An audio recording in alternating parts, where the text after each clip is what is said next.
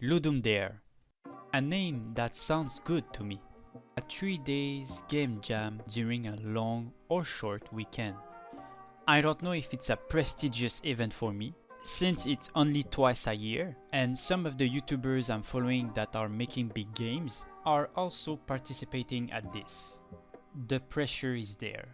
Hey everyone, Faromars here, and today I'm gonna talk about my second game jam, which happens to be my first Ludum Dare.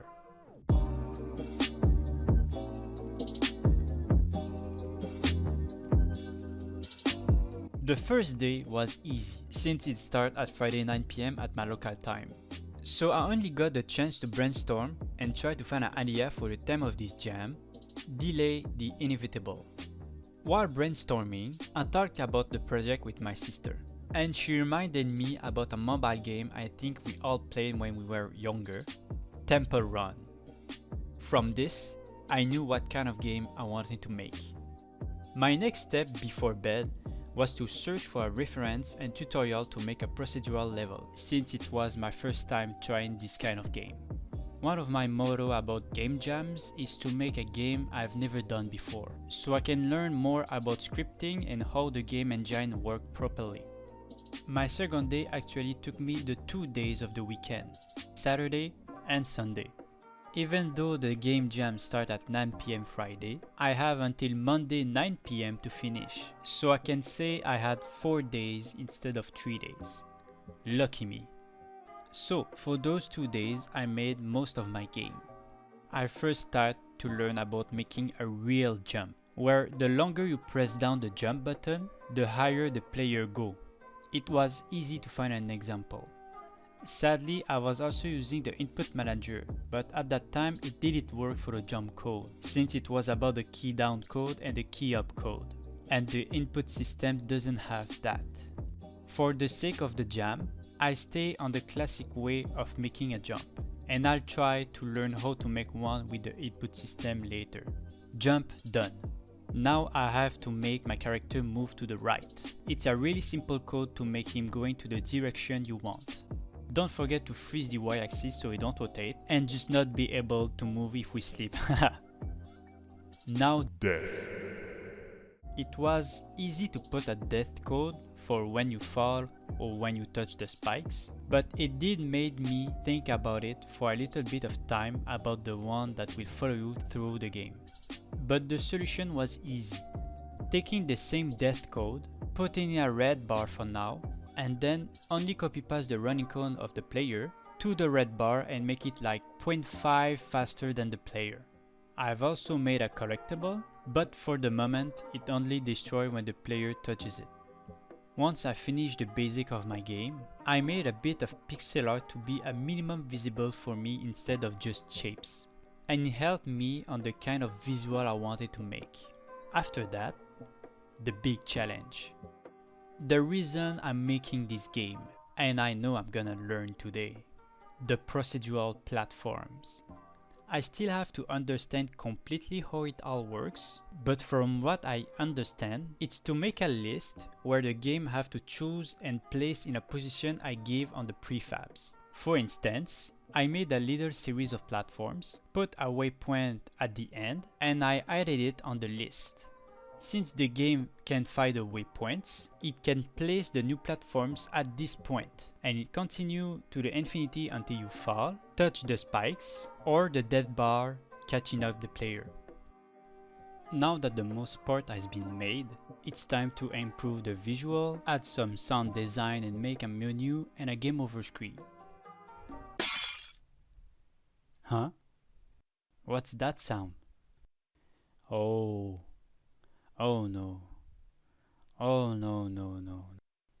Okay. Let's rewind a bit. When I've made my procedural platform, I made my brother test the game for me, and he gave me some info on what to work, how the game feel. When he tested it, the platforms stopped spawning and my infinite level wasn't infinite at all. I've discovered that some of my prefabs, for some reason, bugged and doesn't appear, stopping the process. So I removed the prefab and everything went right, but I was wrong. The last day, everything went wrong to a deep level. Now all my prefabs, any of them can break the game. I've searched online for some help, but I didn't get much help because when they read my code, everything is fine. I will let some screenshots here and the full script on the description if someone could find anything. So here's the problem. At some point, my platform won't spawn. In the console, it says that I have an error at line 37. So I made a debug.log to see what the problem on the spawn level part method is. When I restart the game, no more error. But after 26 spawn, the game break. I try and put my debug.log on everything related to the spawning and nothing. No more error message, and it always stops instantiate after 26 times. An ugly game that works is better than a pretty game, so it takes most of my day to try resolve the problem, but it still breaks each time. Till this day, I didn't find the solution of my game, so I just put a main menu and a game over, no music, no sound, and I submit an unfinished breaking ugly game. It's the worst possible scenario for a game jam. Did I make a loop? My first game jam did well, so the next one was meant to be a game breaking bug? No, not really. Everything can happen in every game jam, and it happens that I get a really bad luck during this weekend. I've already think of possible solution about the script. The first one, and I think most of us experience it, since I have no more error on the console, maybe I just have to create a new script, copy paste the code, and that's it. Everything could work fine. Or I have to restart the game all over from zero.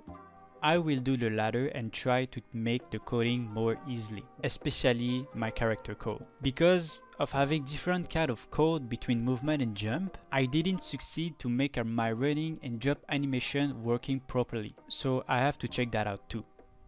I'll finish by saying, even though I failed the Ludum Dare, I learned from that I'm good enough to make a game in 72 hours if it wasn't for this major problem. And it means that I still have a lot of room to learn, like solving a problem in less than a day. But from now, I'm already working on a new game and I hope I'll be able to make it like I have in my mind. It's a zombie game, but I'll talk about it a little bit later, and a bigger game, but I will not say anything more about it. So I hope you liked the video.